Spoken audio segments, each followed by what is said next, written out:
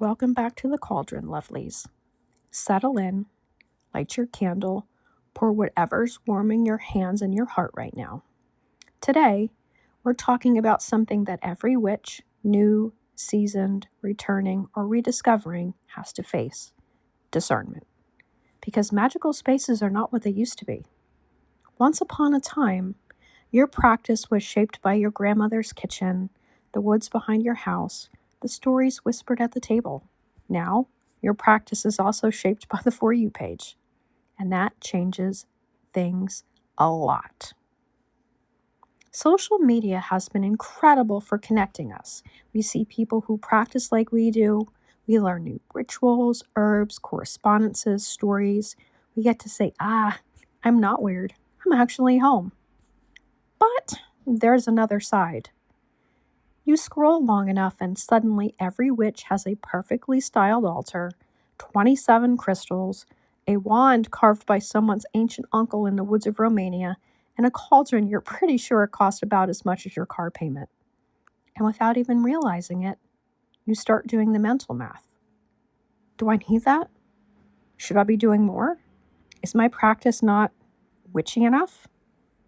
Why don't I look like that? Why doesn't my magic look like that? And listen, I'm not saying this from some pedestal of perfect discernment. When I first started out, I was right there too, deep in the FOMO trenches. I thought I was behind in my practice. I thought everyone else had the real tools, the real altars, the real magic.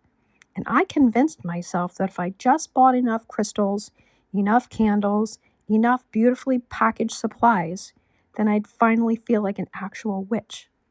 Like all those tools were somehow going to unlock this powerful, ancient version of me that I clearly wasn't enough to access on my own. But here's what I learned the hard way. No amount of tools can give you what your inner knowing already holds. No hall can substitute for self-trust. And you are never behind. You are simply becoming. Discernment is your inner filter. Discernment is how you know the difference between inspiration and I'm spiraling because someone else's aesthetic looks shinier than my reality. It's how you separate what genuinely supports your spirit from what the algorithm convinced you want at 11:03 p.m. Discernment isn't judgment. It's not cynicism. It's not, I don't like her altar. It's you being able to say, her magic is beautiful. And it's not what my magic needs. Consumerism. Let's talk about the elephant in the potion room. Witchcraft has become commercialized like crazy. Everything's a haul, everything's a must-have, everything's an aesthetic checklist. But here's the truth every seasoned witch knows. Magic has never required a shopping cart. Your ancestors didn't have amethyst towers. They had onions, salt, bread, rosemary, iron nails, a pot that was used for stews and spell work, a prayer whispered over a simmering broth. Tools amplify magic.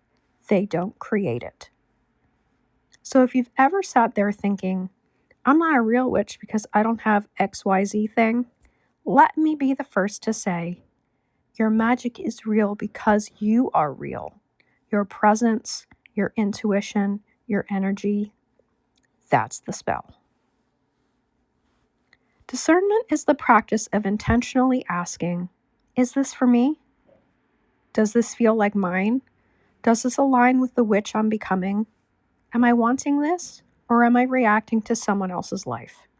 Sometimes the answer is yes. That crystal really does call to you. Sometimes the answer is no. You were just tired, overstimulated, and a little enchanted by a perfectly lit Instagram grid. Discernment lets you reclaim your magic from comparison, from consumerism, from the pressure to look witchy instead of being witchy. How to strengthen your inner knowing. Inner knowing isn't something you're born with fully formed. It's a living, evolving part of you. And like anything sacred, it deepens through repetition, attention, and tiny intentional choices. Here's how you strengthen it. First, slow down before you say yes. Most misaligned choices happen because we rush. The scroll rushes us, the comparison rushes us, the pressure to keep up rushes us. Inner knowing lives in the pause. Every 3-second breath is enough space for your intuition to rise and whisper, "This isn't for me," or, "Yes, this feels right." Notice your body signals. Your body is always telling you the truth first. Tightness, pressure, buzzing, urgency, those usually signal fear, comparison, or ego. Warmth, opening, grounding, curiosity, those usually signal alignment. Your body is a better oracle than half the texts on your shelf. Ask the simplest question. Who is this for? Am I wanting this because I truly want it? Or because she has it?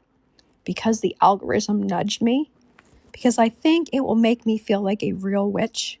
If the answer points to anyone other than you, your inner knowing just spoke up. Practice choosing less.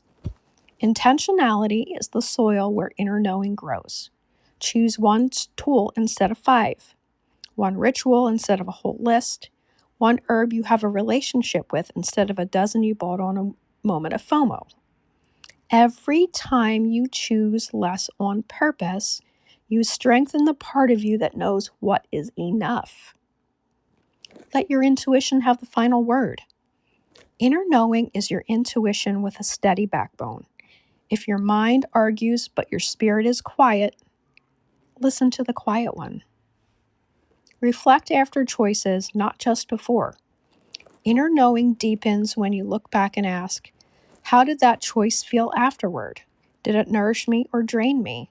Did this tool support my magic or did I buy it out of pressure? Did this practice deepen me or distract me? Did this purchase create a sense of shame or guilt? Every reflection refines your wisdom. Celebrate the no. A no rooted in inner knowing is sacred. It's a boundary. It's protection. It's an act of deep self-trust. Every time you say no to something that isn't yours, you say yes to yourself. So today, as you move through your practice or as you simply move through your life, hold this close. Discernment is not about restriction. It's about liberation. It's the soft, steady skill of choosing what actually supports your spirit and letting the rest fall away like ash. Until next time, lovelies, stay steady, stay gentle, and stay magical.